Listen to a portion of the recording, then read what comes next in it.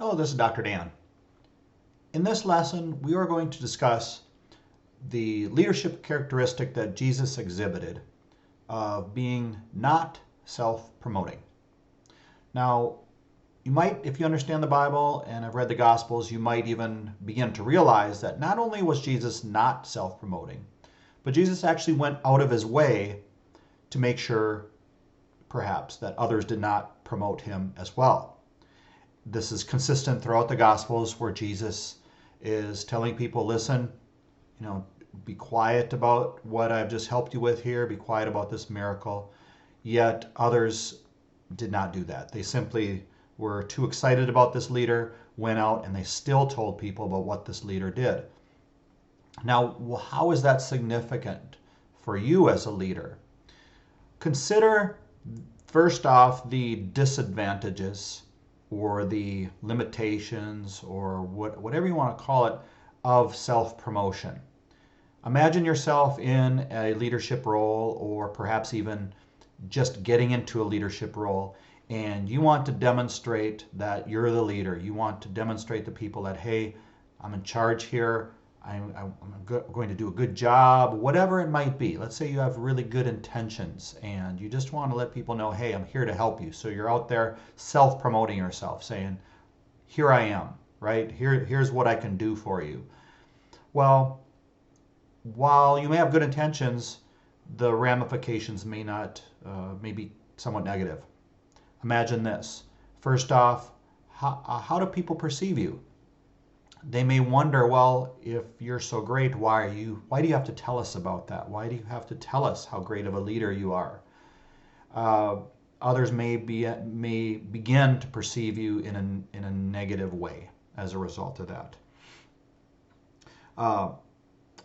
Then consider the advantages of self-promotion. What do you really get out of that?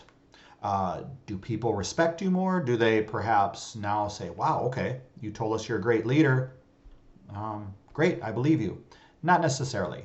They want to see your leadership skills and abilities in action. They want perhaps to look and see what you actually do. So that idea of self-promotion is perhaps one that many of you may just have never considered. Others may have considered it and applied it. What I encourage you to do is reflect on that concept and see what you have done in the past and what the outcomes were. Then let's consider the concept of others promoting you.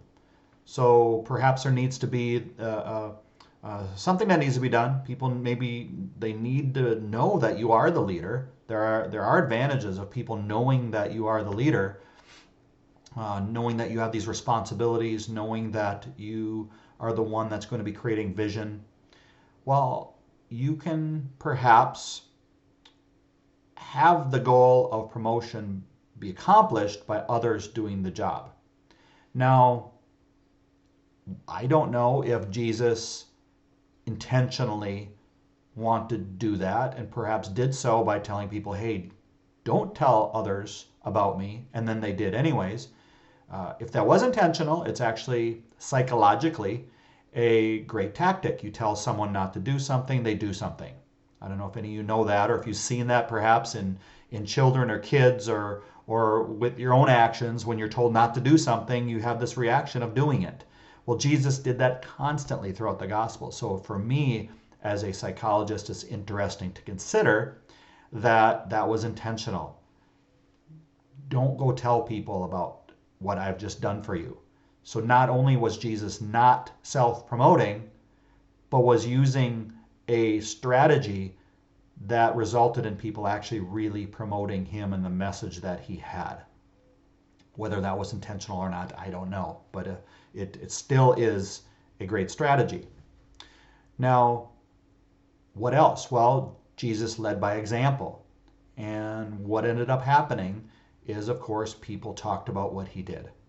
And he did not need to go out there and say, this is who I am. Now, at times, later on perhaps, more so, he did that. But he did it in such a way where many times he was answering questions. People asked, are you the Messiah? Are you the King? And he would say, yes, I am.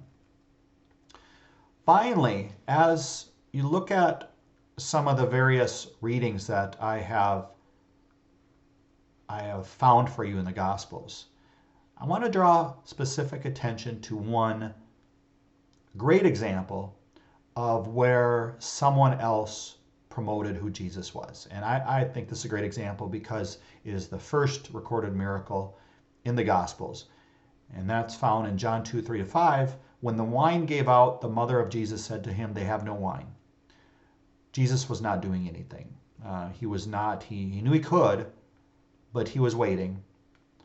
Jesus said to her, "O woman, what have you to do with me? My hour has not yet come."